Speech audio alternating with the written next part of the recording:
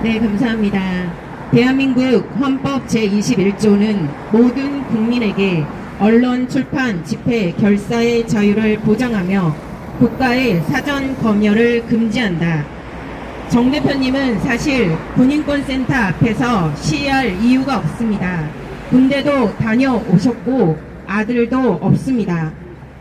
그런데 군형법이 어떻게 되든 상관이 없는 분이시기도 하십니다.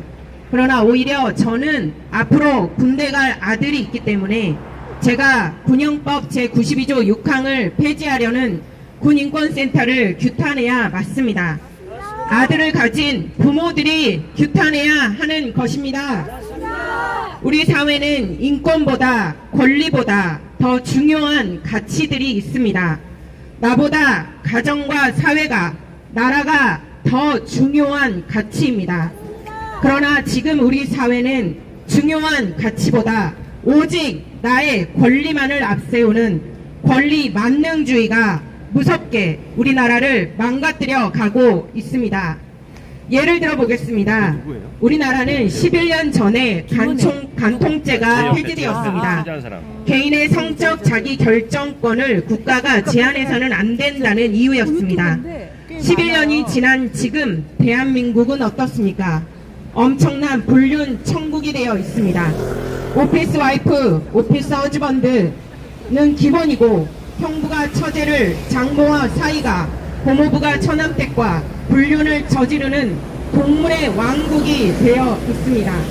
가정이 파탄나고 사회가 무너지고 아이들은 그 가운데 오로지 피해자가 되어 엄청난 고통을 수년, 수십 년 견뎌내야만 하는 상황 가운데 와 있습니다. 며칠 전에 뉴스를 보니 울산에서 어떤 남자가 도로를 막고 한 차를 세워두고 가지고 온 고무 망치로 차 앞 유리를 부수고 있었습니다. 낯선 남자와 아내가 함께 타고 있어 아내에게 내리라고 했지만 내리지 않아 이런 일을 했다고 뉴스에서 흘러나왔습니다.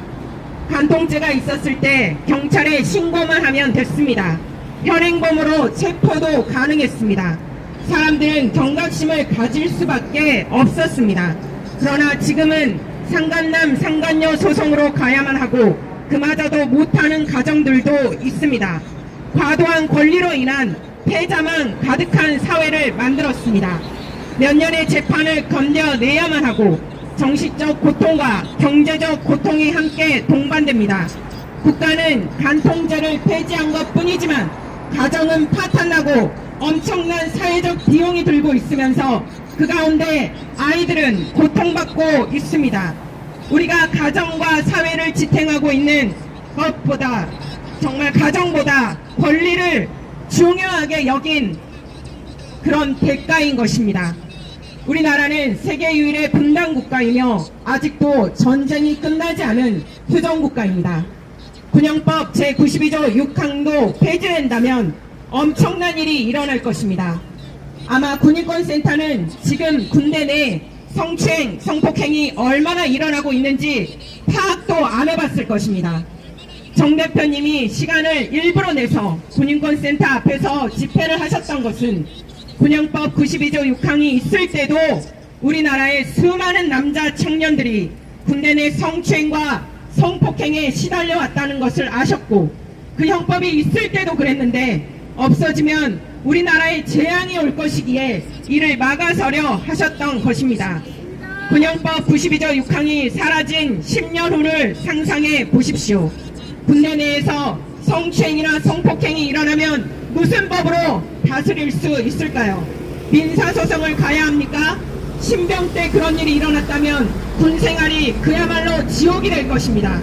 또한 합의하에 군의 동성관계를 허용한다면 군의 쉬는 시간마다 화장실 칸칸마다 어쩌면 동성간 성행위 하는 군인들로 꽉꽉 들어찰 수도 있습니다.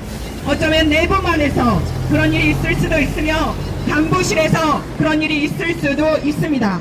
군대를 제대하면 더 이상 여성과는 결혼도 하지 않는 현상이 생길지도 모르겠습니다.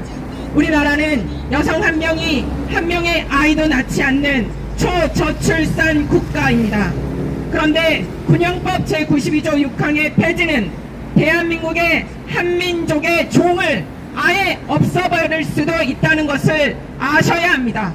개인의 취향이고 성적 자기 결정권이고 군인권이라고 치부해 버리기엔 국가가 없어지는 위험에 처해질 수 있다는 사실을 아셔야 합니다. 우리나라는 성매매는 불법입니다. 그래도 사람들은 합니다. 마약도 불법입니다. 그래도 엄청난 사람들이 마약을 합니다.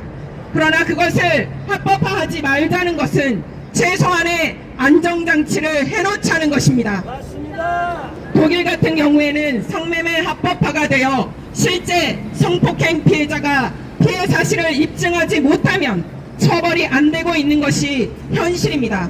또한 국가는 국민의 안전과 생명과 재산을 지켜야 합니다. 우리나라는 지금도 에이즈 약을 먹는 사람만 2만 명입니다. 매년 에이즈 환자가 1000명씩 늘어나고 있습니다.